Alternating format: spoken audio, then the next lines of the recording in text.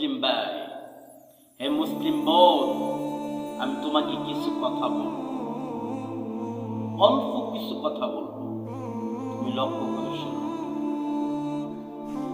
তোমার কি দুনিয়াতে বাবা বেঁচে আছে?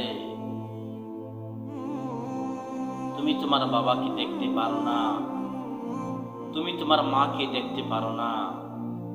হে যুবক, বাবা নামে ছায়াটা যখন মারা যাবে, বাবা যখন মারা যাবে, তখন বুঝবা বাবা মানে কি। যখন মারা যাবে, তখন বুঝবা মা মানে কি। যুবক, দুনিয়াতে বাবা থাকার অবস্থা, বাবার মর্ম বুঝো, বাবার খেজমত করো, বাবার কাছ থেকে দোয়া নেও। যুবক, যখন বাবা নামে পডকাস্টটা যখন হারিয়ে আলবা, বাবা নামে যখন ছাতাটা যখন হারিয়ে আলবা, বাবা নামে যখন ছায়াটা যখন হারিয়ে আলবা, তখন বাবা মানে কি, তখন বাবার মর্ম বুঝতে লাভ হবে না। কেন বাবার মর্ম বুঝলে লাভ হবে না? তোমার বাবা তো নেই, তোমার বাবা মারা গেছে, ওই সময় তোমার বাবার মর্ম বুঝতে লাভ হবে না, আফসোস করে লাভ হবে না।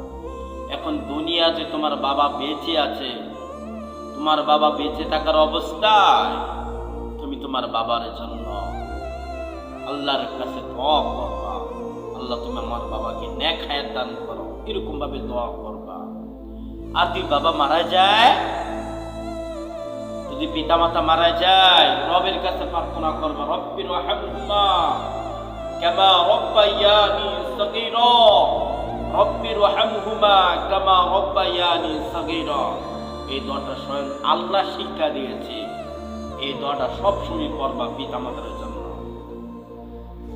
জানো, আমার তো বাবা নেই, আমার মনে পড়ে আমার বাবার কথা, আমার বাবার কথা খুবই মনে পড়ে। আমি আমার বাবাকে বাবা বলে ডাকতে পারি না, আমি আমার বাবাকে দুটো চোখের মাধ্যমে দেখতে পারি না। আমি যখন বাড়িতে যাই, তখন আমি বাবাকে দেখতে পারি না। সবাই আমার সামনে কিছু মানুষ আমি দেখি, তারা বাবা বাবা করে ডাকে, তাদের অনেক শান্তি হয়, তারা বাবা বাবা করে ডাকে। আমার তো সে শান্তিটা লাগে না, আমার সে শান্তি লাগে না, কারণ আমার বাবা নেই, আমি আমার বাবাকে বাবা বলে ডাকতে পারি না। আমার বাবা রবের ডাকে চলে গেছে। সম্মানিত মুসলিম ভাই, আমি বুঝি বাবা মানে কি। আমাকে ছোটতে আমার বাবা মারা গেছে,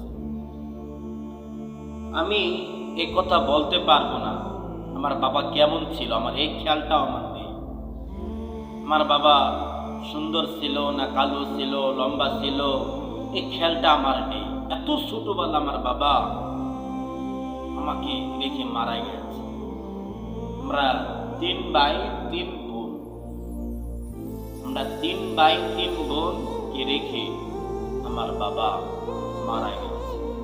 আমার ইচ্ছা হয় আমি আমার বাবাকে বাবা বলে ডাকি।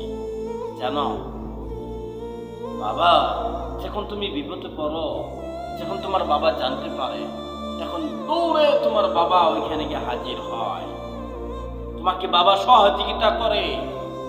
আমি যখন বিপদে পড়ি, আমি তাকায় থাকি, কি আসবে আমার এই বিপদে, কি আসবে? বাবা মানে ছায়াটা নেই, বাবা মানে বটগাছটা নেই, বাবা মানে ছাতাটা নেই, কি আসবে আমাকে? আমি অনেক বিপদে পড়েছি, আমার জীবনে অনেক বিপদ এসেছে। আমার এইসব বিপদের মধ্যে আমার মা, আমার ভাই, আমার বোন দাঁড়াচ্ছে, তাদের জন্য কৃতজ্ঞতা প্রকাশ করি। আলহামদুলিল্লাহ, আল্লাহ তাদেরকে মাফ করে দেয়। আল্লাহর এইটুকু বিনিময় আল্লাহ তাদেরকে পরকালে শান্তি দান করুক, জান্নাত দান করুক। আমি এতটুকু আল্লাহর কাছে দোয়া করি, দুনিয়াতে আল্লাহ তাদেরকে সুস্থ রাখুক। আর বাবা নামে বটগাছ যদি থাকতো, আমার আরো সহযোগিতা করতো। মানে ছায়াটা, বাবা মানে কি এটা বুঝো। বাবাকে কষ্ট দিও না, বইয়ের কথায় বাবাকে আলাদা করো না, মাকে আলাদা করো না। যতদিন তোমার ঘরে বাবা থাকবে, যতদিন তোমার ঘরে মা থাকবে, মনে করো জান্নাতের দুটি দরজা রয়েছে। এই পিতামাতাকে সম্মান করবা, আল্লাহর পক্ষ থেকে তোমার উপরে রিজিকের ব্যবস্থা হবে পিতামাতার কারণে। আল্লাহ আমাদেরকে বোঝার তৌফিক দান করুক। ভিডিওটা শেয়ার করে দিও, একটি করে লাইক দিও, তোমাদের জন্য দোয়া থাকবে ইনশাআল্লাহ। আসসালামু আলাইকুম।